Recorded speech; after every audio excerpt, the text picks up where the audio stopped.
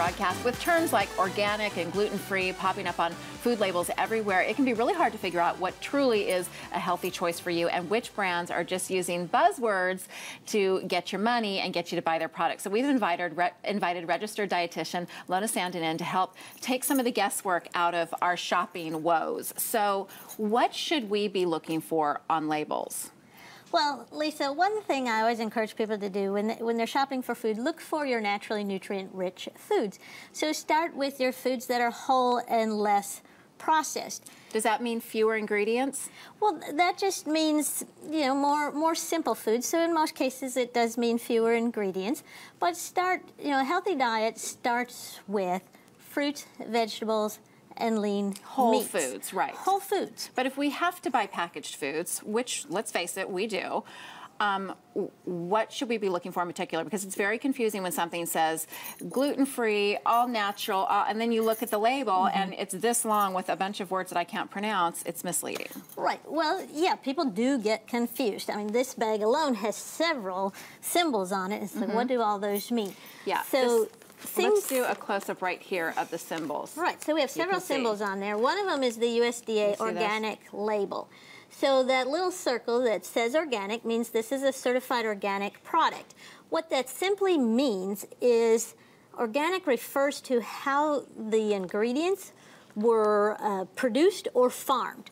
Organic does not mean healthy. Organic does not mean a safer food. Organic does not mean calorie-free or sustainable or any of that. Organic simply refers to how those ingredients were farmed or produced. So in most cases, no pesticides, there's a whole list of things that means. In terms of organic, it means minimal use of pesticides and limited use of synthetic pesticides. So again, that's a little bit confusing. Minimal and limited, they're those words. Minimal and limited, yes. So just because it's organic does not mean pesticides or fertilizers were not used. Very interesting. Yes. Okay, so we kind of know what those mean. Give us some other examples. Well, another term that's very confusing to people is 100% natural or just natural on a product. Right, because how natural is it when there's literally, you know, things that I can't pronounce? Well, actually, this one's not bad. This product is actually not too bad, but you see on the front of the box it says 100% natural. So in terms of products like this, there is no legal definition of natural. So it doesn't mean that it's preservative-free? Not necessarily. That's how a lot of manufacturers or marketers use it, and so they typically will have it, you know, fairly preservative-free, but not 100% preservative-free. But they're limiting maybe added flavors, added colors, that sort of thing. The only type of products that there's a true definition of natural is on meat and poultry.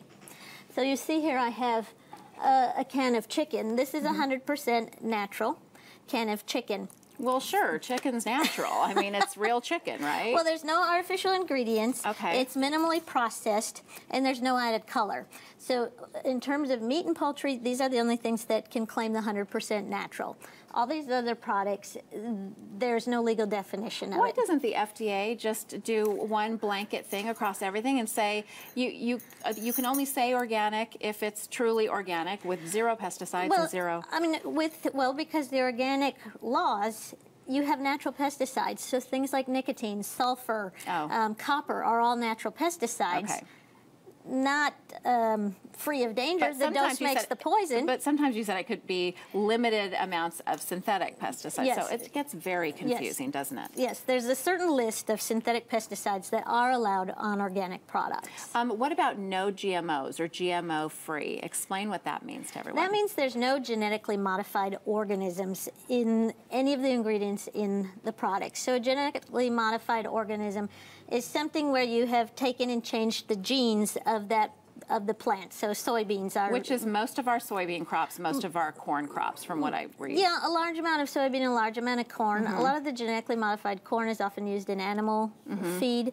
But, you know, again, there's no health danger ever found with any of these genetically modified organisms.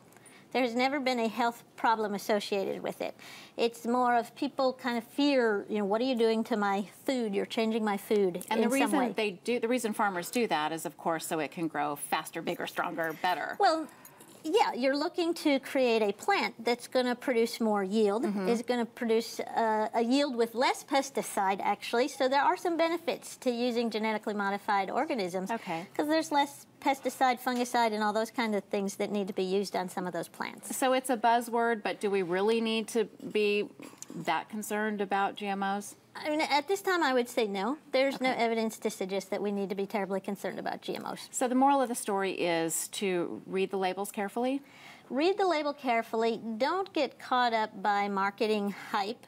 You know, the gluten-free is another one that they've put on a lot of products, even products that were gluten-free to begin with, but they're putting the label on there. Gluten-free is very specifically defined, less than 20 parts per million of gluten in a serving. But again, they're being used to help sell products rather than just being used for medical reasons. Because people are using them, yes, because they think it's going to help them lose weight, and really, unless you have celiac disease, you don't need to be concerned about gluten-free. Right? Correct. Thank you for straightening some of this out. I feel like we could talk for 10 more minutes Hours. at least just to understand the rest of it. You can see these tips again on our website. Just head to thebroadcasttv.com, click on today's links. There is a reason the Dallas Cowboys are known as America's team, and when the broadcast returns, you'll see what really keeps the seats at AT&T Stadium filled. Stick around. Hands clap like in the stadium.